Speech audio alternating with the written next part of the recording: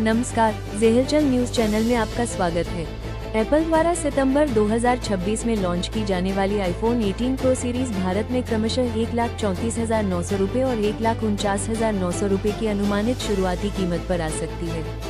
इस बार मुख्य focus design के बजाय आंतरिक हार्डवेयर पर है, जिसमें दुनिया की पहली 2 नैनोमीटर A20 प्रो चिप, 35% छोटी डायनेमिक आइलैंड और DSLR जैसी वेरिएबल अपर्चर कैमरा तकनीक मिलेगी। प्रो मैक्स मॉडल में तक की बड़ी बैटरी और LTPO जोड़ डिस्प्ले के जरिए अब तक का सबसे बेहतरीन बैकअप मिलने की उम्मीद है, जो इस सीरीज को प्रीमियम मार्केट में बेहद आक्रामक दावेदार बनाता है।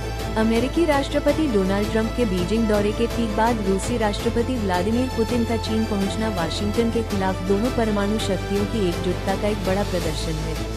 चीनी राष्ट्रपति शी जिनपिंग ने पुतिन का भव्य स्वागत कर यह साफ कर दिया कि अमेरिका से बातचीत के बावजूद रूस के साथ उनकी रणनीतिक और आर्थिक साझेदारी अटूट है। मिडल ईस्ट युद्ध के कारण उपजे ऊर्जा संकट के बीच इस बैठक में रूस चीन power of Siberia 2 gas pipeline समझौते को अनलॉक करने और रक्षा व न्यायिक क्षेत्रों में सहयोग बढ़ाने पर केंद्रित है। यह महाबैठक पश्चिमी प्रतिबंधों को ठेंगा दिखाते हुए एक नई बहुध्रुवीय वैश्विक व्यवस्था का खाका तैयार करने की दिशा में बड़ा कदम है। ओस्लो में प्रेस स्वतंत्रता पर हुई तीखी बहस के बाद नॉर्वे के एक प्रमुख अखबार में पीएम मोदी का एक विवादास्पद व्यंग्य चित्र प्रकाशित होने से नया राजनयिक विवाद खड़ा हो गया है। भारतीय दूतावास ने इस कार्टून को दुर्भावनापूर्ण बताते हुए नॉर्वेजियन अधिकारियों के समक्ष अपनी कड़ी आपत्ति और विरोध दर्ज कराया है।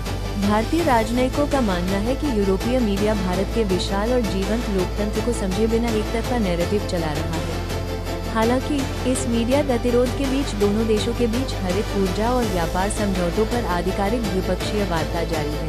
पश्चिम बंगाल के फाल्ता घटनाक्रम के बाद तृणमूल कांग्रेस के भीतर अभूतपूर्व और दुर्लभ आंतरिक कलम खुलकर सामने आ गई है, जहां स्थानीय नेताओं ने सीधे तौर पर शीर्ष नेतृत्व की रणनीति पर उंगलियां उठाई हैं। टिकट बंटवारे और जमीनी फीडबैक की अनदेखी को इस नाकामी की मुख्य वजह बताते हुए असंतुष्ट गुट बड़े पदाधिकारियों की जवाबदेही तय करने की मांग कर रहे हैं। इस बगावती सुर ने पार्टी के भीतर हड़कंप मचा दिया है, जिसके बाद डैमेज कंट्रोल के लिए कोलकाता से वरिष्ठ नेताओं को मध्यस्थता के लिए सक्रिय किया गया है।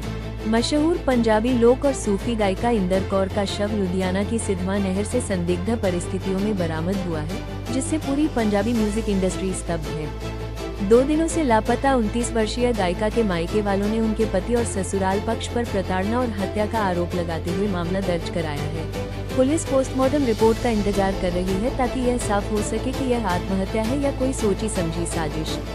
अपने लाइव शोज और पारंपरिक गीतों के लिए मशहूर इंदर कौर की मौत ने प्रशंसकों को गहरे सदमे में डाल दिया है। पूरी खबर पढ़ें ज़ेहलचल पर लाइक, शेयर और फॉलो करें। जय हिंद।